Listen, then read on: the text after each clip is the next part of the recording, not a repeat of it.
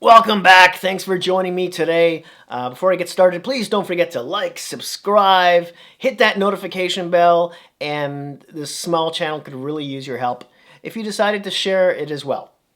Now let's get started. We're going to be talking about 2020 UFAs. Now there's a ton of them. There's like 50 or so. We're only going to talk about 10. And I might do anywhere between 3 and 6 videos to try and include everybody. We'll see how that goes. Now, this is such a crazy season, as you know, because of COVID-19. Everything's shutting down. And the cap was supposed to be going up between $84 and $88 million. I believe it was at between 82 and 83, somewhere around there at the moment.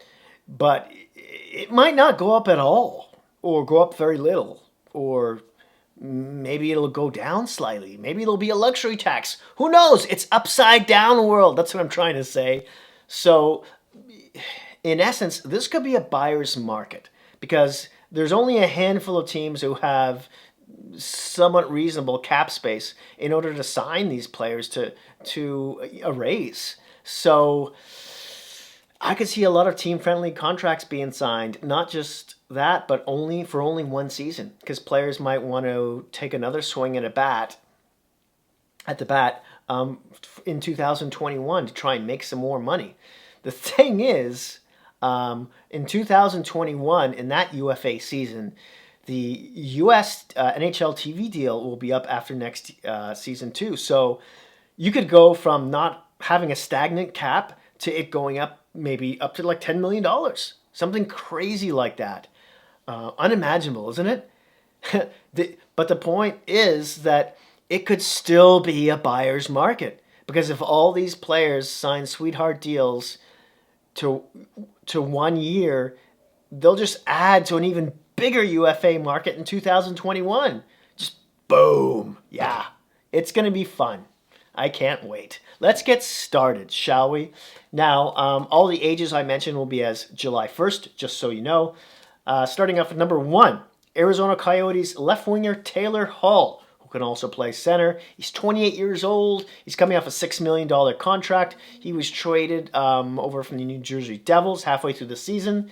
Now, the 3 teams I have listed here are the Nashville Predators, because they've needed scoring since they entered the NHL, and their power play is poop.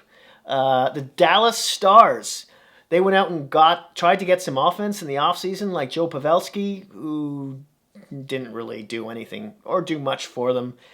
So, although they have Jamie Benn and Gary Anoff, who did well this season, and Cogliano and Dickinson on the left wing, I could see them shuffling the deck in order to fit this guy in. And all teams could do that, right? They could trade guys away, they can buy them out. So I won't dive too much into the cap in that retrospect. Next player up here. Also the third team I forgot to mention is out of sentimentality is the Edmonton Oilers. Yeah, I could see Taylor Hall going back there, right? I mean, for the first time in a while, Edmonton actually might have fixed their depth winger issues by trading for Tyler Ennis from the Ottawa Senators. Can you believe that? Yeah. But if Taylor Hall's willing to sign a sweetheart deal, why not bring him back? I mean, yeah, he left mad. He was mad about that trade, but there's a new GM now, and he loved being in Edmonton. So, hey, anything could happen. Next up, we've got defenseman from the St. Louis Blues, right shot, Alex Pietrangelo, who's 30 years old, coming off a $6.5 million contract. Who couldn't use a right shot defenseman? Every team, really. But the teams most eager to chase after this guy, starting with the very desperate Toronto Maple Leafs, who've needed to fill this position forever. They just need a guy who can play defense. And if he plays a little offense, it's a plus. But they need someone to play with Morgan Riley. And just his veteran leadership would help bring in some of the rookies they'll be starting next season, like Sandin and Liljegren. And it could nudge them into contender status, which they were supposed to be this season, and they just turned into Jekyll and Hyde. Another team I think he can go to is the Calgary Flames. Look at all the UFA's there with Brody and Hamonic. Can you imagine a first line pairing with Giordano and Pietrangelo? That team could use an injection of confidence, of veteran leadership, of a guy who's been to the playoffs, right? The Vancouver Canucks. Tanev will be UFA at the end of the season, and putting this guy next to Quinn Hughes as the first pairing, deadly. Canuck fans would come out in droves. And dare I say, this might make them a contender? Maybe if they got a little bit of forward depth. The last team I have here is the Philadelphia Flyers. Now, if I'm looking at this right, the Flyers have a UFA coming off the books in Justin Braun. Pietrangelo could play with Ivan Provorov right there. Another lethal combo. And the Flyers are probably the biggest wild card going into the playoffs. They could surprise a lot of people and go to, maybe even go to the finals. Or they could just fall flat on their face. But they could definitely use this guy in the lineup. Him and Provorov, he would just learn so much from him. Moving on. Let's talk about the number 3 on this list, who is Torrey Krug from the Boston Bruins. By the way, I could see St. Louis still re-signing him, again, to a sweetheart deal. But I don't know. I digress. Torrey Krug of the Boston Bruins, left shot defenseman, 29 years old, coming off a $5.25 million contract. We all know in a regular world he'd probably be asking for $8+ million. He's probably one of the 3 best power play defenseman specialists in the league. I mean, Boston's power play has been number 1, 2 for the past, 3, 4, 5 years. And this guy's a big reason behind it. Now, who do I have here? I have the New York Islanders, who could really use this guy because they've got an awful power play and they're one of the league's worst in goals for. So he would fix some issues there. The Nashville Predators. I know they've got some good defensemen, but their power play sucks really badly. And the saying, rising tides raise all ships. I think he would be even more effective than, let's say, a Taylor Hall would be, offensively speaking. Although they could probably still use a Taylor Hall on top of that. And the third team I have listed down here for Torrey Krug is the Colorado Avalanche, who might be the closest team being able to afford to give him a real raise, I'll say, or maybe the closest to it in any case. And I know they got Cale Makar, but why not put Krug and Makar? Go back to 2 defensemen on the power play. They'd kill it. Next, let's talk about number 4 here. For the Florida Panthers, Mike Hoffman, a left winger who can also play right wing, especially on the power play from that circle. He puts up a lot of points there. He's 30 years old. He's coming off a $5.187-ish million contract. How many teams do I have? I got 4 teams him going to here. Starting off with the Nashville Predators. Again, because of their power play. The Columbus Blue Jackets, same reason. Plus, they actually have a little bit of cap space. The Arizona Coyotes, they're just desperate for scoring like the Predators are. And the power play as well. And if they lose Hull, yeah. The Montreal Canadiens, I could see him going there because, he could sort of be on display for the rest of this league. I mean, Bergevin could say to him, if we don't look like we're going to make the playoffs, I could trade you to a contender. I can get some more draft picks, and you can try and win a Stanley Cup and make some more money next year. And they have a little bit of cap space too. So at the moment, anyways, it could happen. Next up, we've got a goaltender from the Washington Capitals, Braden Holtby. Now, he's 30 years old. He's coming off a $6.1 million contract. Now, the Washington Capitals have their goalie of the future. You know who I'm talking about, Ilya Samsonov. He's 23 years old. He's putting up some decent numbers for a rookie this season. And Yeah, it's possible he signs in Washington for cheap if he does for that, 1 year contract. But if he wants to squeeze a team, then Washington could just go after another one of the many 6 or 7 other UFA goaltenders. Thomas Greiss, Halak, Hudobin, you name it, right? So the teams I have Holtby going to are one, the Calgary Flames.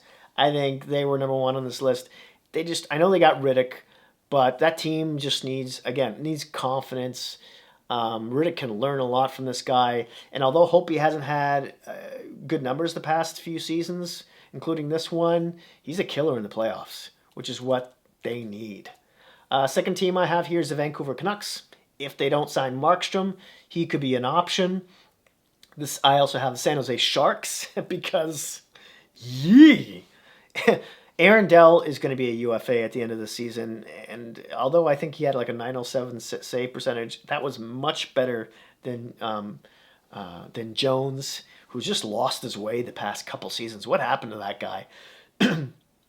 So maybe a player like Holtby could step in and, same thing with Calgary, boost the guy's attitude. And San Jose is a weird team. Like, are they in a retool or what? Carlson kind of just kiboshed their salary cap. They need more scoring depth. They need goaltending. Could this be one of the few pieces that turns them around? Possibly. The next team I have down here is the Edmonton Oilers. Yeah, well, Mike Smith's a UFA after next season. Why not? Right? And the last team I have here is the New York Islanders, because Thomas Greiss is going to be a UFA. And this is a for fun pick, really, because his coach buddy Barry Trotz is on the island, obviously, and his old goaltending coach is there as well. So there's that connection. Maybe? We'll see.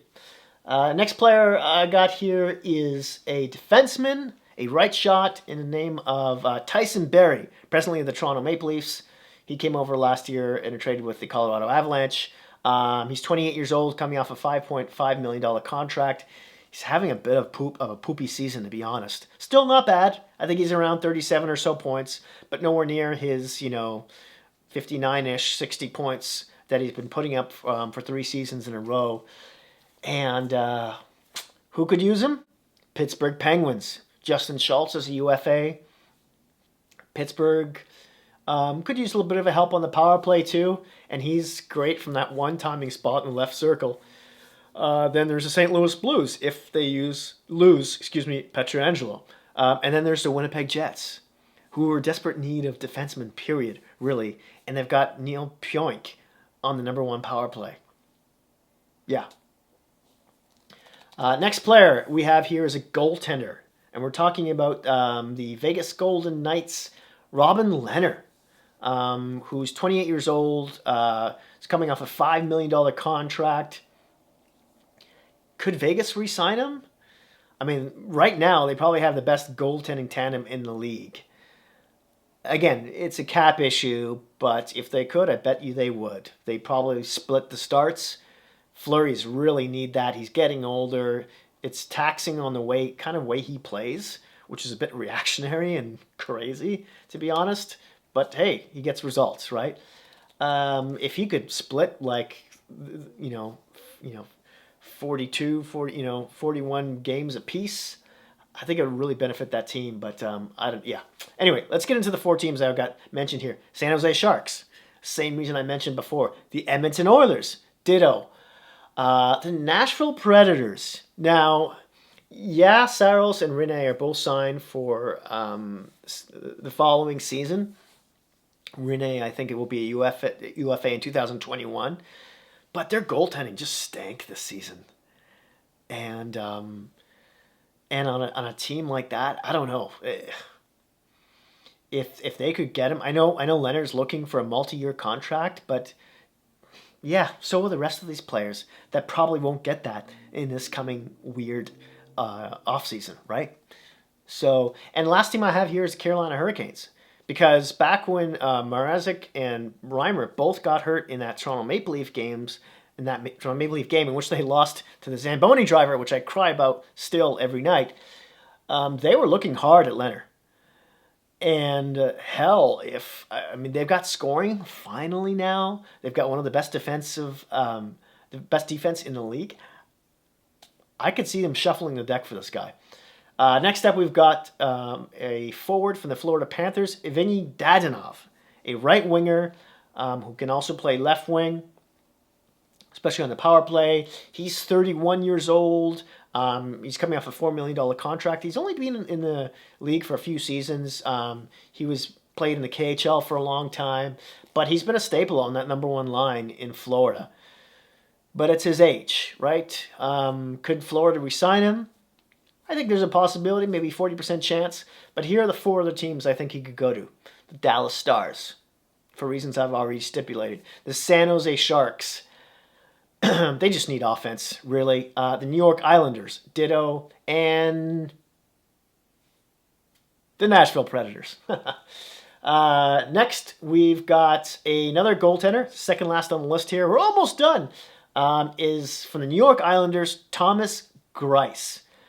He's 34 years old. He's coming off a $3.3-ish million contract. Could he sign back with the Islanders? I don't think so. I think the Islanders have got a top prospect in Ilya Sorokin, who's coming out of the KHL, who's had some amazing numbers. Like .935 save percentage in the KHL. Just unbelievable. Who could be playing with Varlamov next season. I mean, they're both Russian too, so I don't see Greiss going back. I don't see any other goaltender going to the island except for that rookie. So who could, what are the names, what are the teams that I have listed here?